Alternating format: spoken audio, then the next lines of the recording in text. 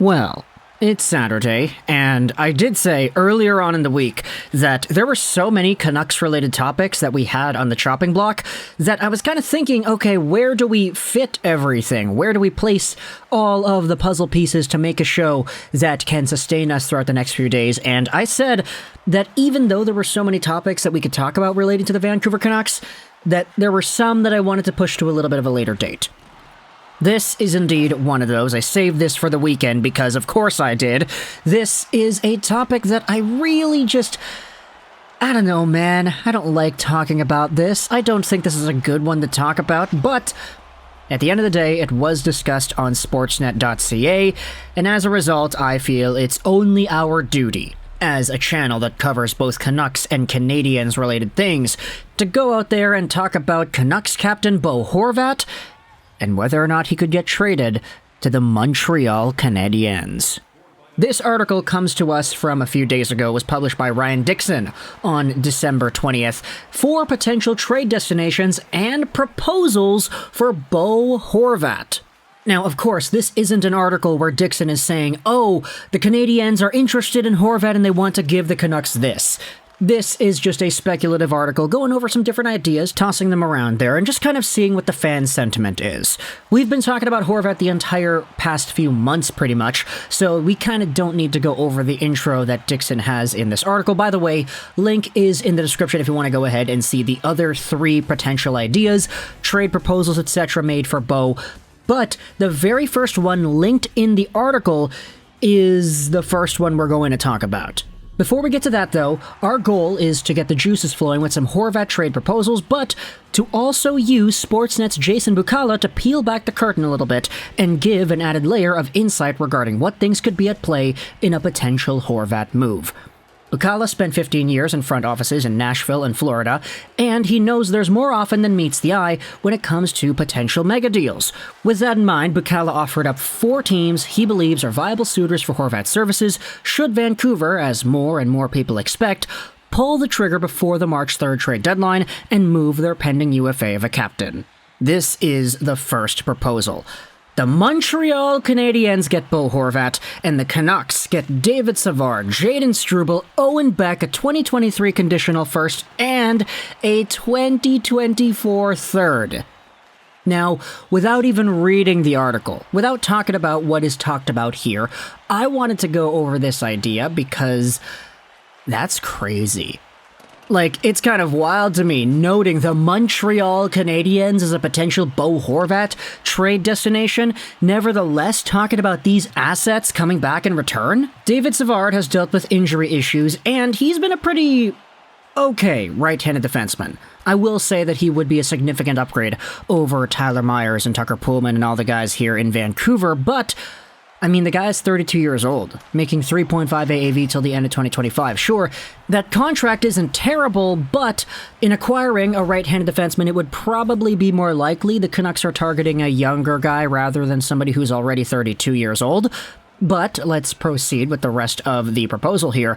Jayden Struble is a prospect that I've liked a lot. We had made a few videos talking about Struble and his overall profile, what he's gone through ever since being drafted by the Montreal Canadiens in the 2019 NHL Draft, I believe it was. He was one of the youngest guys in that selection of players, and as a left-handed defenseman, 6 feet 194, he's gone out there and absolutely tanked his Northeastern University Huskies point production. He's only got 4 points so far in 14 games played, but he was never really noted for his point-scoring potential. Struble was mostly known as a two-way capable, physically embodied, strong beast of a man, and we saw that at the Combine in the 2019 draft. We made a video actually about this, how Struble was like arguably the MVP of the draft Combine when it came to strength and power output, all that stuff that's really intriguing to look at. Jayden Struble was an absolute workhorse at that event, and as a result, you saw a lot of Canadiens fans getting excited for what Struble could bring. It's unfortunate, however, in his NCAA career that he has not been able to produce more than 14 points in a 34-game season, but at the same time, he was never really supposed to be a top-of-the-line point producer anyway, so you could go ahead and give him the pass. And then you have yourselves Owen Beck, who's been so good for the Montreal Canadiens, or not for the Canadiens, but for the Mississauga Steelheads in the OHL, that a lot of people are going out there saying, hey, this is a really good pickup by the Canadiens in the 33rd overall spot in the draft. The guy's only 18, a right-handed center, 5'11", 190 pounds, and already he's got 39 points in 27 games played for the Steelheads. He also plays a game that is somewhat similar to Shane Wright's. It's just, Wright is Wright, and he's a guy that's probably going to be one of the better young players in the entire National Hockey League for the next few years. Owen Beck kind of plays a similar style to Wright, just at a lesser magnitude. We've seen scouts talk about how mature his brain is, the way he works around offensive shifts, and how he reads the game of hockey. He is so good at just making the right reads. He's almost like a pro player already, just in a younger hockey player's body. I think it was Hattie K on Twitter that pretty much said that. And then you have yourselves, of course, the other assets in this idea tossed around there, a 2023 first and a 2024 third. Now, I will say, the Montreal Canadiens probably don't want to go out there and send away their first-round pick in 2023, because if it ends up winning first overall Connor Bedard, then that would be an absolute disaster. For them, not for Canucks fans. But if we read what exactly the article says here, I promise we're not just being provocative by putting a team nobody would think of as buyers out front here. We should note the 2023 first the Montreal would be sending west would be the one pocketed from the Florida Panthers last spring in the Ben Sherratt trade. The Canadiens have a sizable prospect cupboard, so much that at times you wonder if there's enough space for everyone. Owen Beck had a fantastic training camp in Montreal, and the only reason the Habs would be comfortable parting ways with him is because they'd be shoring up in the position by bringing Horvat in. That says brining, by the way. Please spell check your articles. Jayden Struble is an NCAA senior who could, in theory, become a UFA in the summer. The Canadiens are particularly flush on the left side of the blue line with young defenseman Caden Cooley, Arbor Jacquet, and Jordan Harris, as they are all playing right now, so there may not be a clear path to the NHL with Struble in Quebec. David Savard could add some veteran savvy to the Canucks, who have stated they're not interested in the teardown and are trying to remain in the playoff mix. Now, here's the thing. We talked about this yesterday, but we'll say it again today. If you trade away Bo Horvat, you're making your team worse. This idea of staying in the playoff hunt and trading away all these guys at the same time is kind of contradictory. And I get it, you could go out there and say the right things. Oh, we want to remain competitive, we want to stay in the mix, we want to be here in the wild card race, etc., etc. But at the end of the day, if you trade away Bo, you trade away Myers, you trade away Brock and Garland all in the same week, you kind of lost your right to tell the media that you still want to be in the playoffs, because if you trade Bo Horvat away for Savard, Owen Beck, Struble, and draft picks, I mean, everybody knows the majority of the value in that trade is in the younger guys and the youth. It's not David Savard coming over here because he's so amazing, he's as talented as Horvat. It's not. You're getting draft picks. You're going for the draft.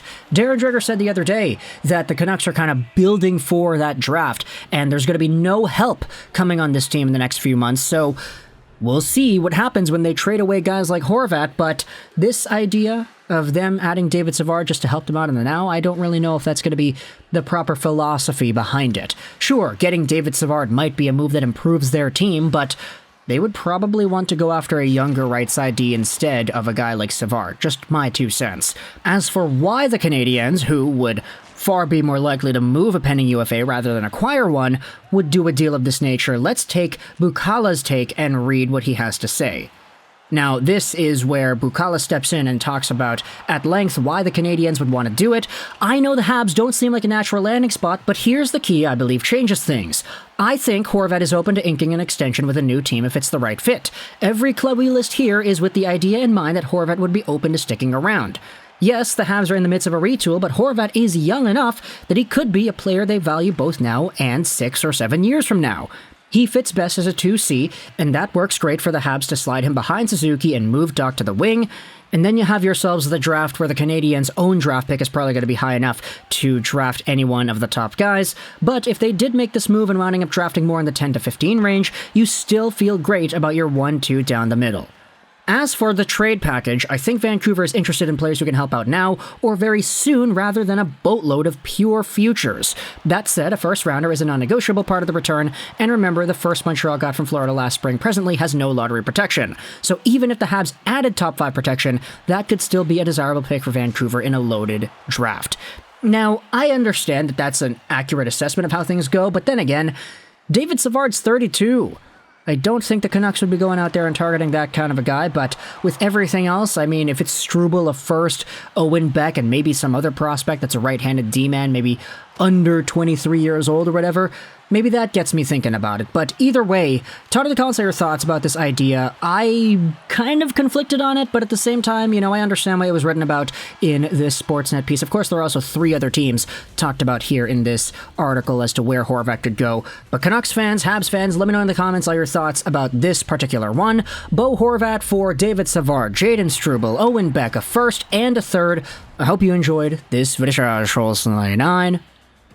And bye.